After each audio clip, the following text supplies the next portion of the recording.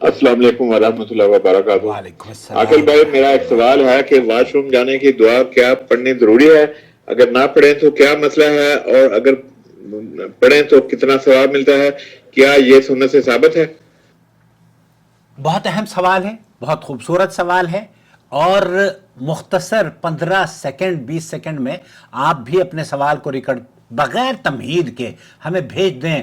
ہم یوٹیوب اور فیس بک پر سعودی عرب کے علماء اور مشائخ کے فتح وجات اردو زبان میں لے کر حاضر ہو جاتے ہیں۔ چینل سے جڑ جائیں اور چینل کو ریگولر بیسس پر دیکھیں گے تو گھر بیٹھے آپ کو بہت سارا علم خود بخود حاضر ملتا رہے گا۔ دوستو، بھائیوں اور بہنوں، نبی کریم صلی اللہ علیہ وسلم کی ہر ایک سنت میں، ہر ایک ادا میں بڑی حکمت پوشیدہ ہے۔ جب آپ مسجد میں داخل ہوتے تو کون سا پیر پہلے داخل کرتے اور کیا پڑھتے؟ جب کھانا شروع کرتے تو اللہ کا نام لیا کرتے، کس طریقے سے آپ کھاتے؟ جب کھانا ختم ہو جاتا تو کون سی دعا پڑھتے؟ اور یہاں تک کہ جب بیت الخلاء میں آپ داخل ہوتے، جسے آپ باتھ روم اور حمام کی دعا کہتے ہیں، تب بھی اللہ کے رسول صلی اللہ علیہ وسلم اللہ کو یاد کرتے۔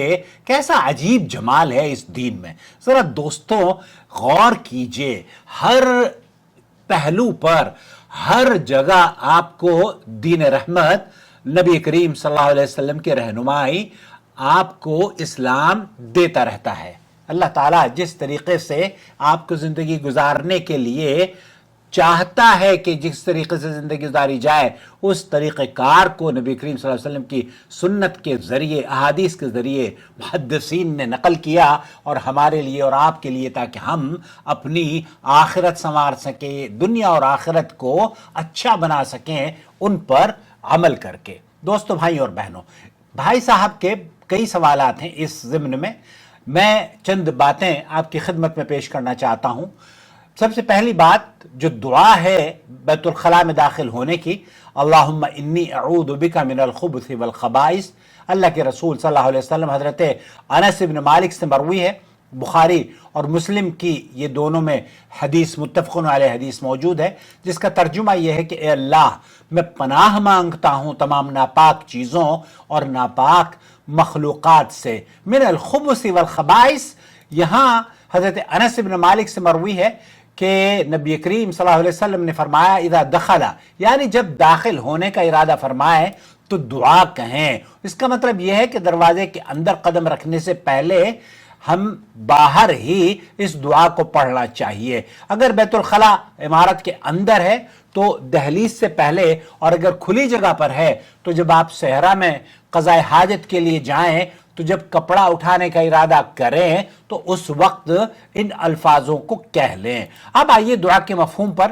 نبی کریم صلی اللہ علیہ وسلم نے فرمایا انی اعوذ بک، اے اللہ میں تیری پناہ میں آتا ہوں، تیری حفاظت چاہتا ہوں، اور کس چیز سے؟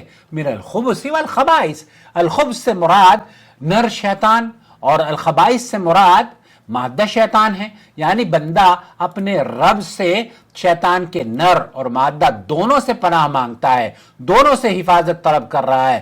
بعض علماء نے فرمایا کہ اگر الخبث با ساکن کر دیا جائے، الخبث کی بجائے الخبث پڑھا جائے، تو ان کا موقف یہ ہے کہ الخبث کا معنی ہوتا ہے برائی اور برے لوگ۔ تو یوں گویا اس دعا میں بھی دو پہلو نظر آتے ہیں، الخبث بھی کہا جا سکتا ہے اور من الخبث والخبائث بھی کہا جا سکتا ہے۔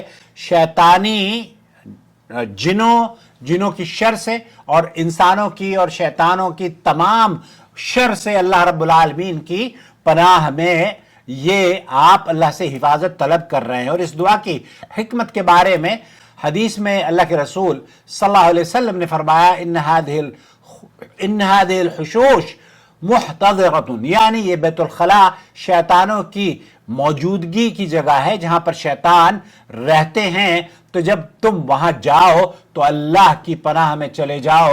گویا اللہ کے نام کا ذکر ایک حفاظتی دیوار ہے جو بندے اور شیطان کے درمیان آ جاتی ہے۔ شیخ عثیمین رحمۃ اللہ علیہ یہ کہتے ہیں کہ یہ دعا دراصل ایک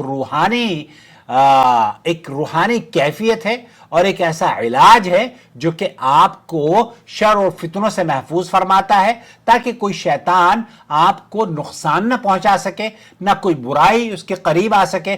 اور امام احمد بن حنبل رحمۃ اللہ علیہ فرمایا کرتے تھے کہ جب کبھی میں نے بیت الخلاء میں جاتے وقت یہ دعا نہیں پڑھی تو مجھے کوئی نہ کوئی ناپسندیدہ چیز سامنے آتی ہے۔ اسی طریقے سے امام شافعی وغیرہ بھی اسی طرح کی باتیں نقل کرتے ہیں کہ ہمیں معمولات میں ہمارے یہ تھا کہ جب ہم مسجد میں داخل ہوتے یا بیت الخلاء میں داخل ہوتے تو جو دعائیں نبی کریم صلی اللہ علیہ وسلم سے ثابت ہیں ہم ان دعاؤں کو ضرور پڑھتے، اور اگر دعا رہ جاتی تو بعض مرتبہ ناپسندیدہ حادثات سامنے آتے۔ دیکھا دوستو، ایک چھوٹا سا جملہ مگر ایک کتنی بڑی ڈھال آپ کے لیے بن جاتا ہے، اور آپ کی حفاظت کے لیے اللہ رب العالمین، اللہ کے رسول صلی اللہ علیہ وسلم نے یہ جملے اللہم انی اعوذ بک من الخبث والخبائث۔ میرے دوستو، بھائیوں اور بہنوں، صرف بیت الخلاء ہی نہیں بلکہ یہ ایک تربیت ہے کہ مسلمان ہر حال میں اللہ کی طرف رجوع کرتا ہے۔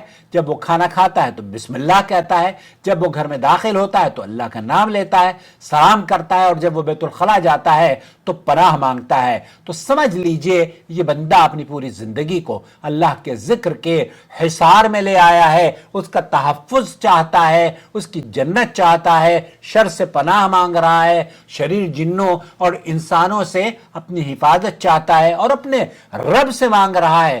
کسی پیر، فقیر، بابا اور امام کی کوئی اس میں نہ واسطہ ہے۔ آپ جب بھی مخاطب ہوں اپنے رب سے مخاطب ہوں، اللہم انی اعوذ بک من الخبث والخبائث۔ اب آپ کو اور ہمیں کیا کرنا چاہیے؟ بہت سارے اہل علم ہیں، شیخ ابن باز وغیرہ نے بھی یہی کہا کہ جب آپ جب وضو کرنے کے لیے آپ داخل ہوتے ہوں تو بعض مرتبہ یہ ہوتا ہے کہ آپ حمام میں داخل ہو رہے ہیں اور آپ کو کراہیت ہوتی ہے کہ حمام میں ہم ذکر نہ کریں، تو آپ ایسی صورت میں بسم اللہ اللہم انی اعوذ بک من الخبث والخبائث کہ اللہ میں تنہا نہیں، میں تیری پناہ میں ہوں، اور یہ اللہ کا ذکر کرتے ہوئے، آپ اس بات کا اعلان کرتے ہوئے، اللہ سے مدد طلب کرتے ہوئے حمام میں داخل ہوں تو آپ کو گویا کہ اللہ کی پروٹیکشن بھی مل جائے گی، اور جو شخص اس سنت کو اپناتا ہے اللہ تعالیٰ اسے ہر چھوٹی بڑی برائی سے محفوظ فرما لیتا ہے۔ اللہم اجعلنا من المحافظین علی سنت نبیک واغفر لنا ما قدمنا وما اخرنا یا رب العالمین۔ دوستو، بھائیوں اور بہنوں، ایک سوال ان کا یہ بھی تھا کہ آیا اگر ہم باتھ روم میں داخل ہونے کی دعا نہ پڑھیں تو کیا کوئی گناہ ہے؟